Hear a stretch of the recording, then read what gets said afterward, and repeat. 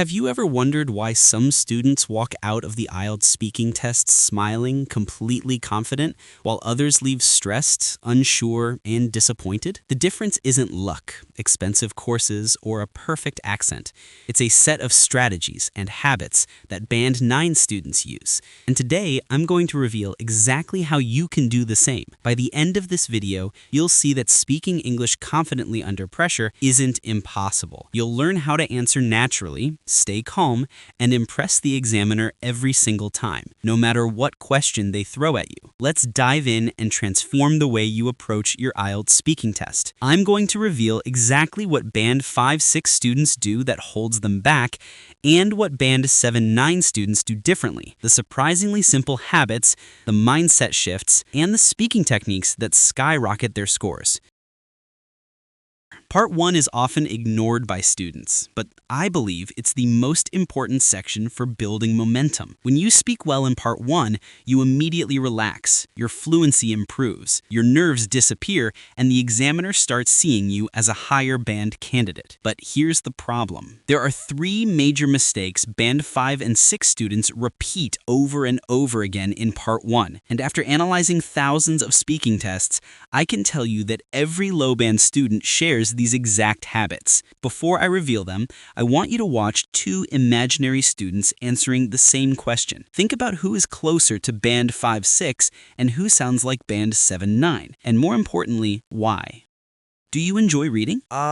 Yes, I enjoy reading because when I was small, my father used to bring me storybooks, and I remember one book about animals. It was really interesting. And also, nowadays, I don't get much time, but sometimes I read online articles about health and politics, but not every day because I'm busy with my job. Yes, I enjoy reading. It helps me relax after a long day. Recently, I've been reading a psychology book, and it has really changed the way I understand human behavior. Now, which one sounds like a 5-6 and which one sounds like a 7-9? The difference might seem obvious, but the real reason goes deeper than better English. Let's break it down. Examiners are trained, almost programmed, to detect memorized answers instantly. Why? Because IELTS is not a memory test. It's a communication test. When you memorize answers, you sound robotic. Your tone becomes flat. Your fluency drops, and your natural speaking rhythm disappears. And worst of all, the examiner stops seeing your real level. Here's the truth. If you needed to memorize answers to sound fluent, then you're not really fluent. Now listen to this. I come from Pakistan, which is a very cultural and traditional country with many festivals and many beautiful places to visit, and the people are very hospitable and the food is very delicious. Does it sound correct? Yes. Does it sound natural?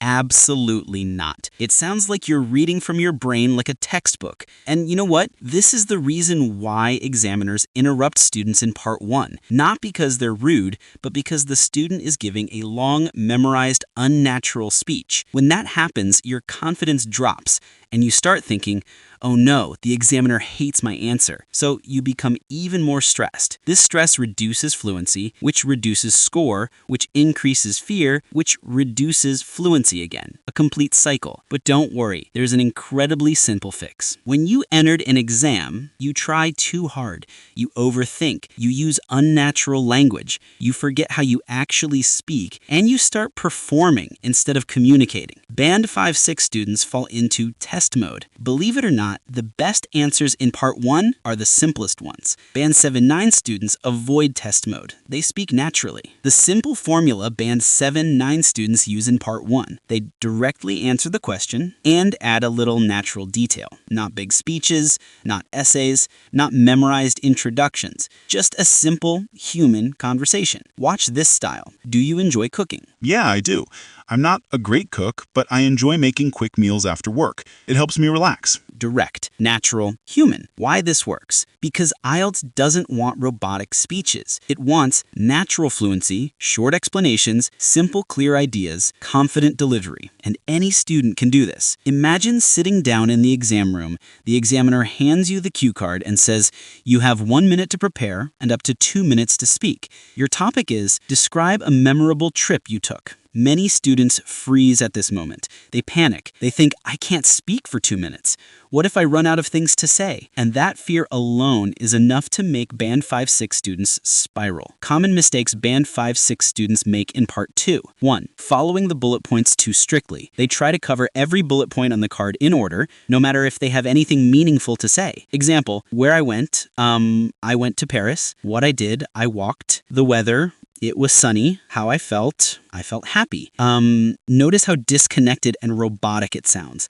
And after 30 to 40 seconds, they run out of ideas and panic. 2. Overthinking vocabulary or grammar. Band 5-6 students worry about using perfect words or fancy structures. They get stuck. Should I say I was elated or delighted or happy?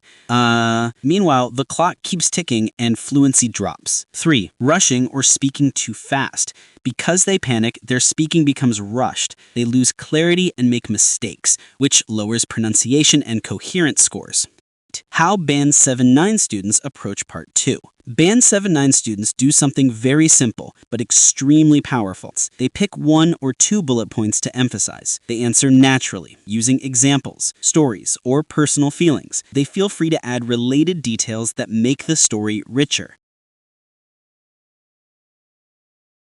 A trip that I'll never forget was my visit to Kyoto in Japan. I stayed there for a week and was amazed by the temples and gardens. On the first day, I visited the famous Fushimi Inari Shrine. Walking through the endless torii gates was surreal. I felt like I was in a movie.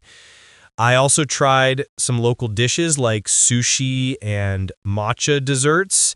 The food was incredible, and I loved learning about the culture.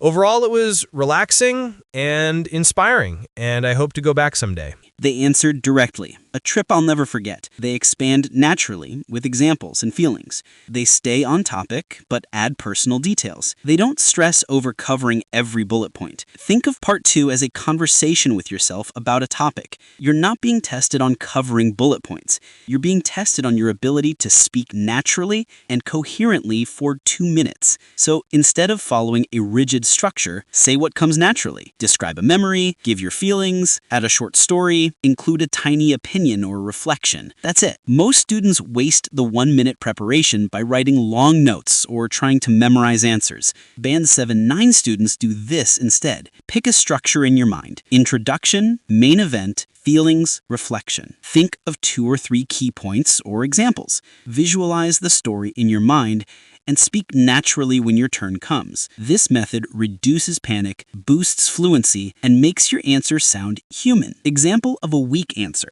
Cue card, describe a hobby you enjoy. Notice the problems. I like painting. I usually paint on weekends.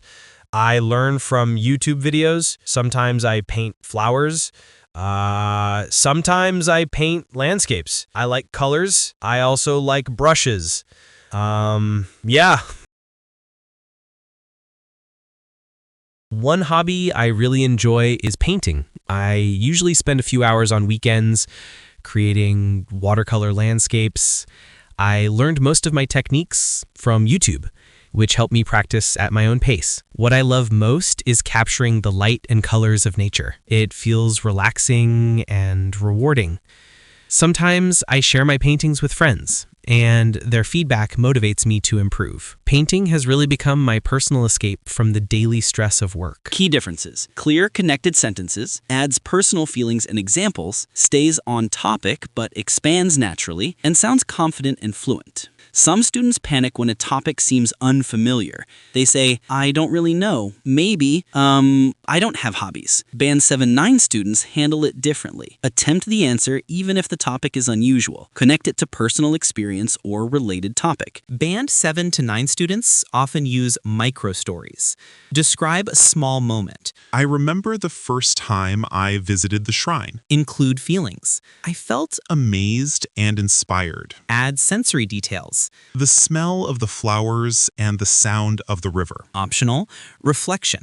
This experience taught me patience and mindfulness. These small stories make your answer rich, memorable, and fluent without sounding rehearsed. Secret Band 9 strategy for Part 2.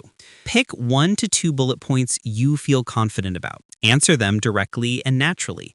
Add short examples, feelings, or micro-stories. Ignore bullet points you cannot speak about. Keep the focus on the main topic. Use simple transitions. For example, what I really enjoyed was, it also made me feel. By doing this, you control the content, stay relaxed, and speak for the full 2 minutes with ease. Have you ever noticed that Part 3 of the IELTS speaking test feels different, more intense, more stressful, more like an interrogation rather than a conversation?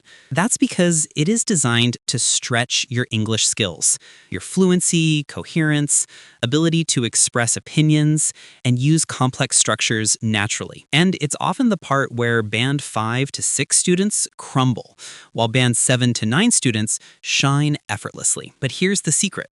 Part 3 is not about knowing everything. It's about how you answer, saying I don't know, or giving no answer. When asked a challenging question like, do you think governments should invest more in space exploration? Many students panic and respond with, I don't know, maybe, or I haven't thought about it.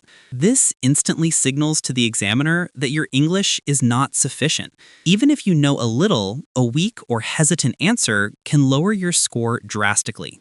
Giving very short answers. Another typical response, yes, they should. Or, no, I don't think so. Short answers show that you are avoiding complex ideas and are not demonstrating the full range of your speaking ability. Band 5 to 6 students do this out of fear, overloading with memorized phrases. Some students panic and try to sound smart by using memorized complex sentences, often awkwardly. Band 7 to 9 students approach Part 3 differently, with structure, clarity, and natural examples. Key step 1. Always attempt an answer. Even if you feel unsure, attempt an answer. This is more important than perfection. Example. Question. Do you think governments should invest more in space exploration? That's a tough one, but I think they should because exploring space can lead to new discoveries and technologies that benefit everyone. For example, GPS and weather forecasts are all related to space research. I also think it's important for humans to have a bigger understanding of the universe. Notice what they do. Directly answer the question. Provide reasoning. Add a personal or general example. Keep it natural and coherent. Even if you don't know much about space, you can use this formula for any topic. Key step 2. Explain, give examples, and reflect. A Band 9 answer often follows this simple 4-step structure. 1. Answer directly. 2. Explain why. 3. Give an example or personal story. 4. Reflect or add a different perspective. Example question. What skills do you think are essential for success in life? Band 9 student answer. I think communication and empathy are crucial.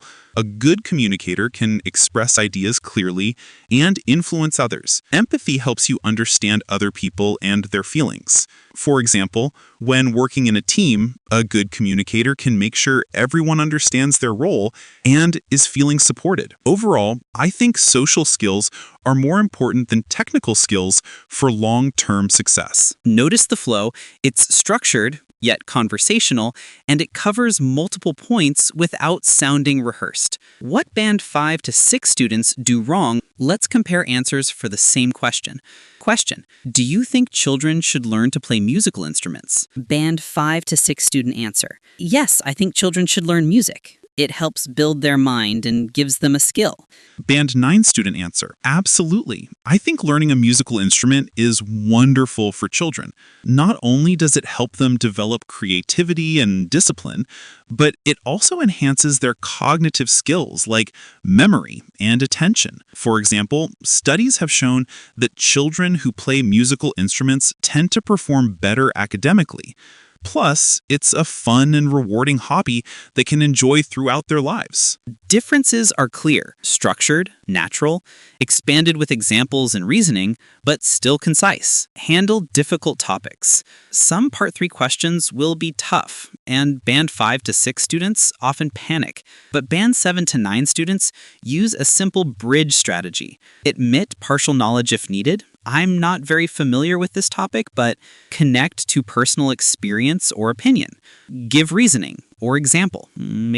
Focus on clarity, not fancy words. Let's watch mock test with Band 9 answers. Today's IELTS speaking topic is something beautiful, refreshing, and surprisingly common in the exam. Flowers.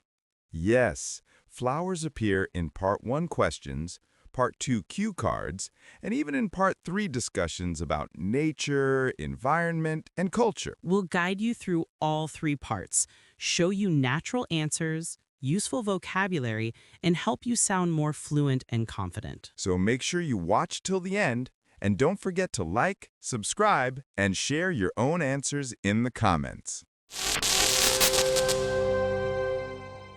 Let's begin with Part 1.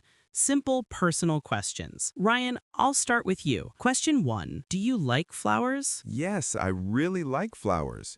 They make any place feel fresh and lively. Whenever I see colorful flowers in a garden, it instantly lifts my mood. Great. Notice how he added emotional detail. Lifts my mood. This makes the answer natural. Question 2. Do you have a favorite flower? Yes, my favorite flower is the rose. I love its soft petals and the pleasant fragrance it has. Roses also come in many colors, so they always look beautiful. Perfect. Simple description plus a reason. That's what you need for Part 1. Question 3. Do people in your country like flowers? Yes, definitely. People in my country love using flowers for celebrations, weddings, and even religious events. Flowers symbolize happiness and respect, so they're part of many traditions. Nice. You added cultural context.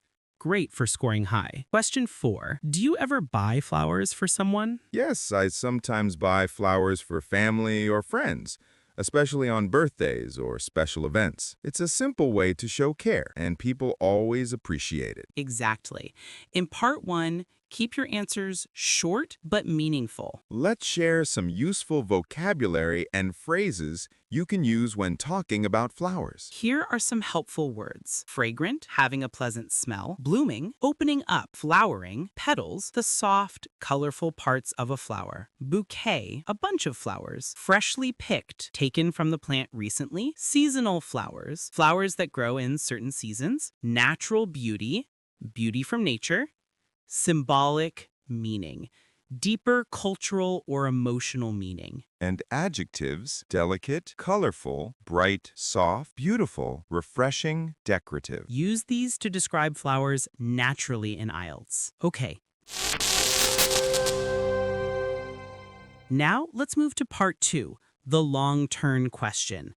Your cue card is, describe a flower you like. You should say, what flower it is, where you usually see it, how you first learned about it, and explain why you like it. All right, here's my model answer. One flower I really like is the jasmine flower. It's a small white flower that has an incredibly sweet and calming fragrance. In my country, jasmine is very popular, and it's even considered a symbol of purity and beauty. I usually see jasmine flowers in gardens, parks, and sometimes in people's homes. Many households plant jasmine near their entrance because the smell spreads beautifully in the evening. I first learned about this flower when I was a child. My grandmother used to grow jasmine in her garden, and every evening she would pick a few flowers and place them near the windows. The whole house smelled fresh and peaceful. I like jasmine for several reasons. First, the fragrance is amazing.